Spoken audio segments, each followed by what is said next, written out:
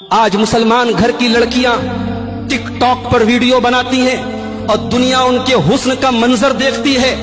آج مسلمان گھر کی لڑکیاں اسکولوں اور کالجوں کے فنکشن میں ڈانس کرتی ہے اور ماں باپ جھوم کر اپنی بچیوں کا ڈانس دیکھتے ہیں، اور کوئی منع کر دے، کوئی سمجھائے تو کہا جاتا ہے تم کس دور کی بات کر رہے ہو، تم دقیانوس ہو، تم پرانے زمانے کی بات کرتے ہو، تھوڑے ماڈرن بنو۔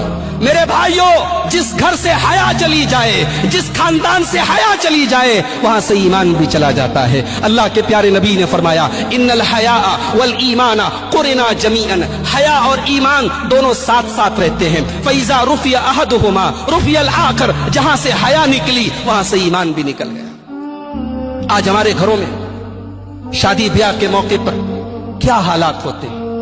آج ہمارے گھروں کی لڑکیاں، ہماری مائیں، ہماری بہنیں کیسا لباس پہن رہی ہیں۔ آپ بمبئی جیسے شہر میں رہتے ہیں، بتانے کی ضرورت نہیں ہے۔ آج ہماری عورتوں کے کپڑے ایسے ہو گئے کہ ان کے کپڑوں کو دیکھ کر حیا کو بھی حیا آ رہی ہے۔